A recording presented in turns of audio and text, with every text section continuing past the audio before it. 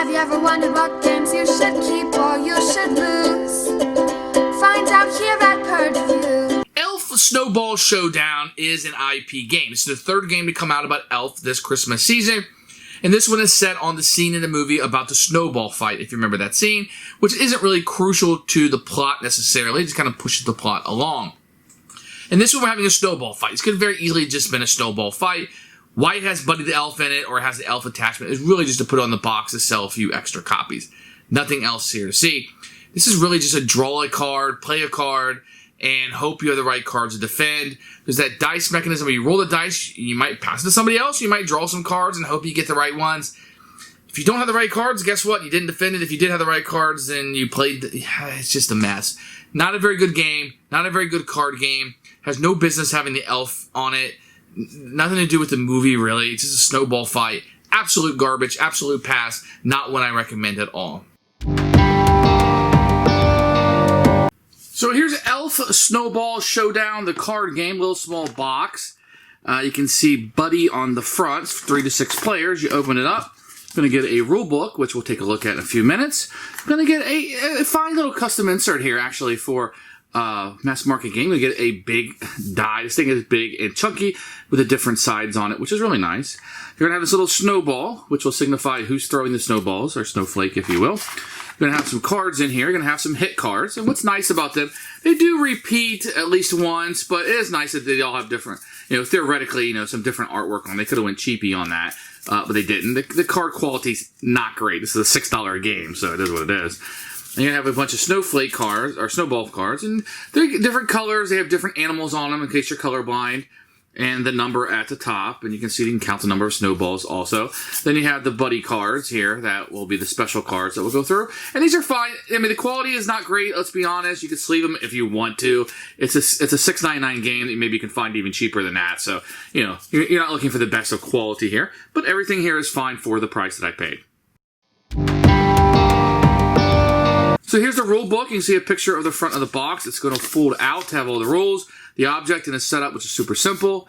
How to play, how to deal with some of the cards that will come in, and then getting knocked out and ending the game. Very easy. You could probably read this in 3 minutes if you're a slow reader, maybe 5.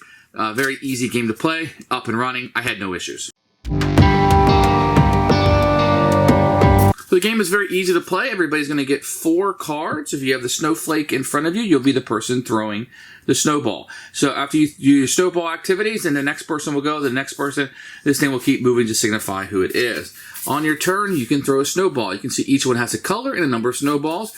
This one signifies a wild. It can be any color, but if you throw it, when you throw it, you'd say, okay, it's red or whatever. So let's say I want to throw a yellow snowball. I could throw this one and throw 2 balls at it. Or I could combine cards as long as they're the same color, and now I'm throwing a snowball of 5. And then what will happen is the other player will then roll this dice, and if he rolls the elf, he will dodge it, and then it will move in direction. So let's say Sarah rolled this, and the arrow's pointing at Jerome.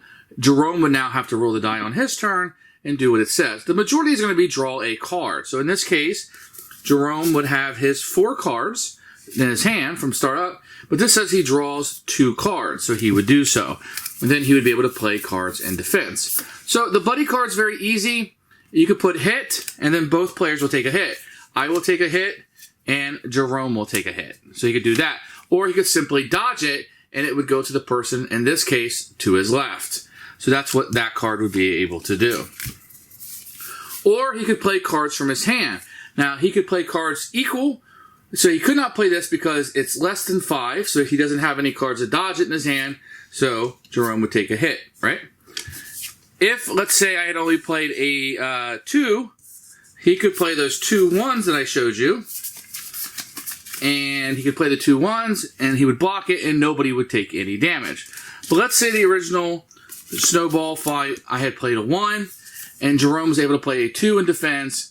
Then what he would be able to do is, instead of me hitting him, instead of him taking a hit, his is larger than mine, so now I'm going to take a hit.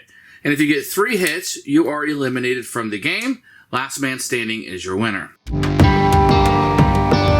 Who should buy this game? I mean, the lightest of gamers. I mean, you'd have to, take that.